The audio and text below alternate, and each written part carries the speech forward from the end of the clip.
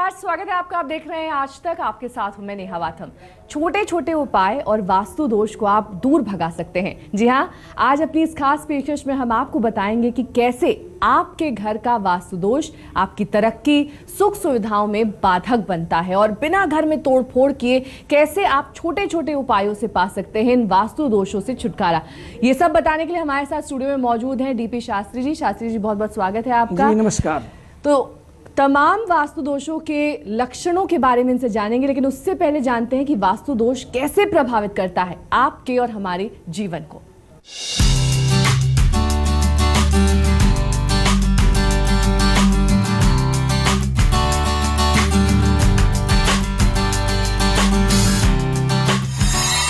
चुटकियों में होगा हर मुश्किल का समाधान। वास्तु दोष नहीं लाएंगे अब कोई तूफान।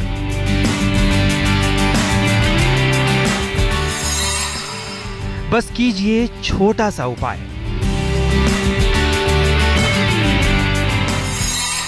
बिना तोड़फोड़ वास्तु दोष मिट जाए।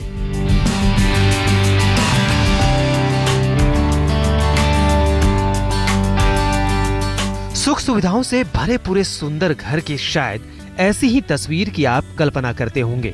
एक ऐसा घर जिसमें सब कुछ आपके मन के मुताबिक हो, जहां सपने जिंदा रह सकें, जहां आप अपनी जिंदगी में रंग भर सकें। लेकिन कई बार सुंदर से सुंदर घर और पूरे ऐशो आराम के बाद भी खुशियां रहती हैं दूर दूर। समझ नहीं आता कि आखिर कमी कहां है।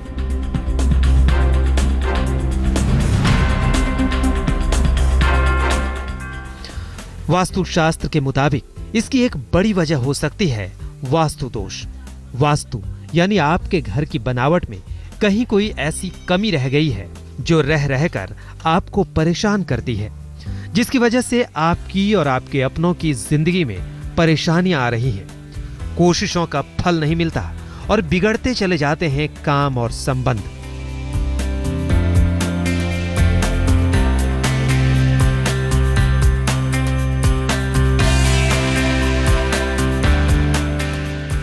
अब ऐसे में घर में बिना कोई तोड़फोड़ किए, बिना कोई बदलाव किए वास्तु दोषों को कुछ छोटे छोटे उपाय कर और मंत्र जाप से आसानी से दूर किया जा सकता है।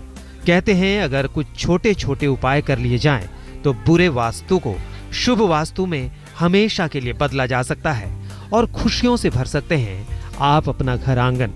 तो कौन से होंगे वो उपाय और कैसे मिलेगा आपको अपनी समस्याओं का समाधान? अपनी समस्याओं का समाधान जानने के लिए बने रहिए हमारे साथ। तो आपने देखा कैसे छोटी छोटी चीजों से आप घर के वास्तु दोष को दूर कर सकते हैं बिना तोड़फोड़ किए। डीपी शास्त्री जी हमारे साथ मौजूद है। शास्त्री जी, अगर घर में कमाने वाले लोग भी हैं, लोग कमा रहे हैं, धन आ भी रहा है, लेकिन धन घर में रुक नहीं रहा है, खर्च हो जा रहा है, ऐसे में कौन सा वास्तु? अगर घर की स्थिति अगर धन के लिए हम देखें तो घर का दक्षिण भाग जरूरत से ज़्यादा ऊंचा हो मकान का और उत्तर भाग नीचा हो तो धन की जो स्थिति बनती है, आने जाने के लिए सदैव जो है वहाँ पे ज़्यादा खर्च होता रहता है। या धन जो रखने की स्थिति घर में कमाने की होती है। जो व्यक्ति धन कमाता है तिजोरी में, अलमारी में, वो नॉर्थ ईस्ट में रखें। पूरब उत्तर का जो स्थान है, जो जगह है, वो कुबेर का स्थान है। पूरब के स्थान पे या उत्तर के स्थान जो है, किसी तरह अगर वहाँ देवालय हो, घर का मंदिर हो तो वहाँ श्री यंत्रम, कुबेर यंत्रम स्थापना करें। श्री लक्ष्मी विष्णु की प्रतिमा लगाएं। भगवान महालक्ष्मी जो है नारायण की अर्धांगिनी है। कामिया सिंदूर से 9 अंगुल का स्वास्तिक बनाएं और उस स्थान पे एक दंताय विद्महे वक्रतुंडाय धीमहि तन्नो दंती प्रचोदयात् गणेश गायत्री मंत्र का जप करें। गणपति गायत्री मंत्र जप करने से आरोग्यता की प्राप्ति होती है। ये मंत्र एक माला कम से कम 108 बार या उससे भी कम करना चाहें तो 31 बार करना चाहिए, जिससे धन का आगमन सदैव गृहस्थ जीवन में बना रहता है और उसके घर में सुख शांति की प्राप्ति होती है। साथ में एक और भी चीज़ है धन के लिए। शुक्रवार के दिन कुमारी कन्याओं को, जो 9 वर्ष से छोटी कन्या हैं, उनका पूजन करें, उपहार भेंट दें। अगर आपके जीवन में अनावश्यक स्थिति के कारण धन प्राप्ति में बाधा आ रही है ग्रह दोष से, तो अपने घर के उत्तर पूर्व भाग में कलश में गंगाजल भर करके, तीर्थों के जल भर के स्थापित करें और भगवान गणपति और वरुण को नमन करें, और तुलसी का वृक्ष लगा के, तुलसी का पौधा लगा करके कामना करें। धन धान्य आपके घर में हमेशा रहेगा, ये आपको शास्त्री जी ने बताया। अगर अब ये हम आपसे जानना चाहें कि रोग परेशान कर रहे हैं, हमेशा रोग से बाधित रहते हैं, स्वस्थ तन और मन दोनों ही नहीं मिल पा रहा, ऐसे में क्या उपाय करें, क्या वास्तु दोष है? देखिए, रोग व्याधि जो है, शरीर जो है उसका मंदिर है, बल्कि घर के वास्तु में कुछ दोष होता है। अगर घर के नॉर्थ ईस्ट जो भूमि है, ईशान कोण जो है, वो अगर दूषित हो, अन्यथा उस स्थान पे जड़ से लेकर के ऊपरी भाग जो भी व्यक्ति जहाँ रहता है, उस स्थान पे शौचालय हो या गलत कोई चीज़ रखा गया हो या भाग हो, कटा हो, उसको सबसे पहले ठीक करें। ईशान कोण देवालय है, और पूर्वी भाग जो उसका पूर्वी भाग है, पूर्व दिशा है, उसको भी स्वतः अपने जीवन चर्चा में घर को ठीक करें। दूसरा चीज़ बताएं आपको, घर के छत के ऊपर अगर कोई व्यक्ति कबाड़ रख दे या भूमि खंडहर हो जाए, तो उसको भी सुनिश्चित करें कि ये कैसे ठीक हो। उत्तर दिशा से घर में हवा का आगमन होना चाहिए। उत्तरे सर्वतीर्थानि उत्तरे सर्वदेवता, उत्तर में कुबेर का स्थान है, भगवान शिव की भूमि है, वो सदैव मंगलमय बनाता है भूमि को। उत्तर दिशा और नैऋत्य कोण पे जो है पूजन का जो विधान है उत्तर में लिया गया, और नैऋत्य कोण पे अपना शयन कक्ष बनाएं, जो सोने का मास्टर बेडरूम है। अगर ये ना हो सके तो तांबे के कलश में पंचरत्न भर के मंगलवार के दिन जमीन के नीचे दबा दें। अगर छत पे रहते हैं तो कहीं किनारे रख दें, इससे घर में वास्तु दोष जो है वो दूर होता है। अगर ये सब साथ में ना हो पाए तो वास्तु यंत्रम है, वास्तु यंत्रम को लेकर के उसको स्थापित करें, या भोजपत्र पे वास्तु गायत्री मंत्र लिख करके, देखिए जिस तरह गायत्री मंत्र है, देव गायत्री है, वास्तु पुरुषाय विद्महे गृह रक्षाय धीमहि तन्नो वास्तुत प्रचोदयात्, मंत्र को जप करें, अन्यथा उसको भोजपत्र पर लिख करके नैऋत्य कोण स्थान पे, ईशान कोण स्थान पे रखने से उसके जीवन में शांति, सुख या जीवन की जो मनोकामना पूर्ति होती है। तो जीवन में तमाम ऐसे दुख हैं, तमाम ऐसी बाधाएं हैं जो वास्तु दोष के कारण होती है। एक और ऐसी बाधा जिसकी बात हम करेंगे वो है संतान प्राप्ति। अगर संतान सुख नहीं मिल पा रहा है तो घर में क्या वास्तु दोष है और क्या कैसे इसे दूर करें? अगर मकान में अग्नि कोण पे शौचालय हो, या घर का ब्रह्म स्थान दूषित हो, भूभाग दूषित हो, वो ठीक ना होने के कारण संतान प्राप्ति में बाधा आती है। उसके निमित्त 7 मीटर पीला वस्त्र, 1 जोड़ा जनेऊ लेके भूमि से 7 बार घुमाएं, और घुमा करके कहीं शिवालय में या मंदिर में दान करें। बृहस्पतिवार के दिन घर परिवार में बड़े व्यक्ति को, उम्र जो लोग हैं, दादा हैं, पिता हैं, संत हैं, ब्राह्मण हैं, उनको नमन करें, प्रणाम करें, आशीर्वाद संग्रह करें। अन्यथा उनके ज़रूरतमंद जो वस्तु है उसको भेंट दें। कोई सामग्री हो सकती है जीवन में देने की। गरीब बच्चों को खाने पीने की सामग्रियां, जिनके पास नहीं है, वस्त्र, मिठाई सब दान करें। गंगा स्नान करें। तीर्थ स्नान करने से प्रारब्ध का पाप क्षय होता है। या गंगा स्नान करते हुए गंगा की मिट्टी लेकर के शरीर में लेपन करें, अन्यथा मिट्टी के शिवलिंग बना करके भगवान शिव का पूजन करें। पितृदोष के कारण संतान प्राप्ति में बाधा आती है।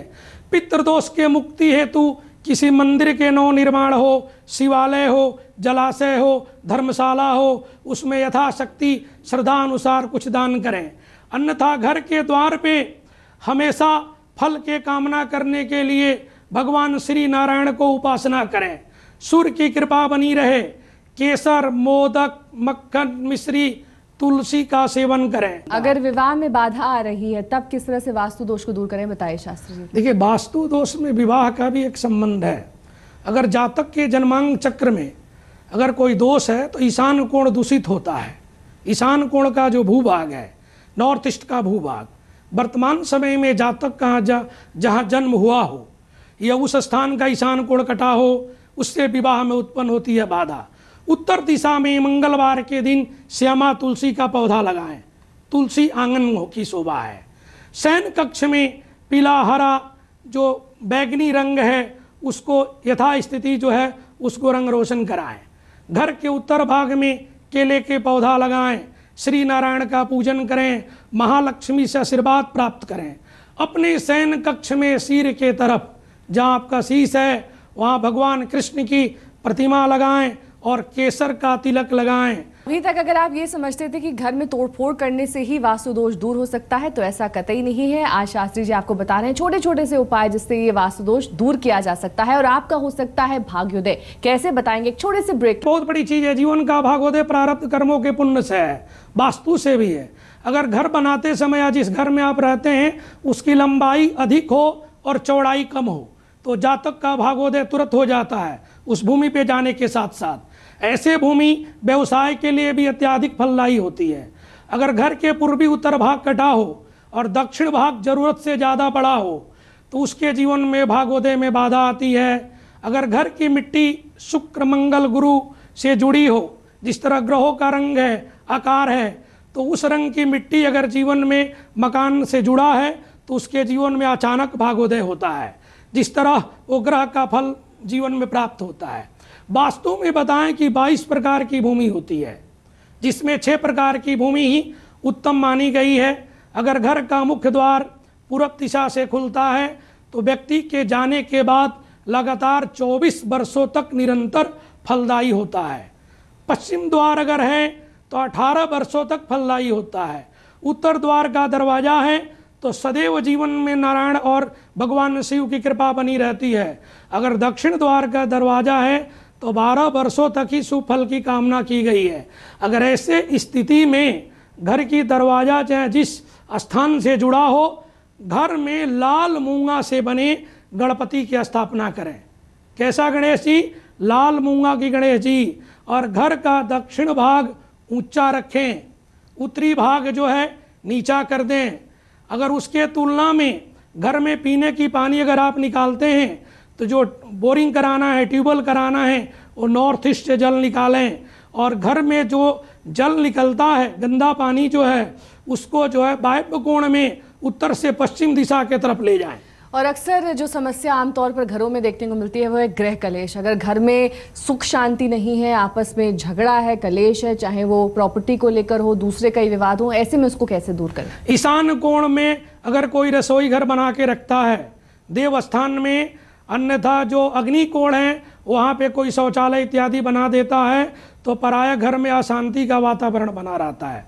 घर के दक्षिण भाग में मंदिर का निर्माण ना करें, वहाँ पे जो है उसको परहेज कर दें। संभव हो सके तो ईशान कोण में मंदिर छोटा हो या बड़ा हो निर्माण करें। अग्नि कोण पे रसोई बनाएं, रसोई बनाने का स्थान रखें या घर में शमी का पौधा लगाएं। अगर ये सब नहीं होता है तो एक छोटा सा शमी का पेड़ लें और उसे गमला में उस शमी को लगा दें और उसका पूजन करें। और पिरामिड जो है ना, शीशे का पिरामिड है ना, घर के मध्य भाग में रखें। पूर्व दिशा के ओर मुख करके भोजन पकाएं। रसोई बनाते समय घर में सबसे ज़्यादा रहने वाली हमारी माँ बहनें हैं, स्त्रियां हैं, उनको पूर्वाभिमुख खाना बनाना चाहिए। अगर ये सब होता है तो बड़ी फलदायी है, नहीं तो बुधवार और शुक्रवार को दुर्गा सप्तशती के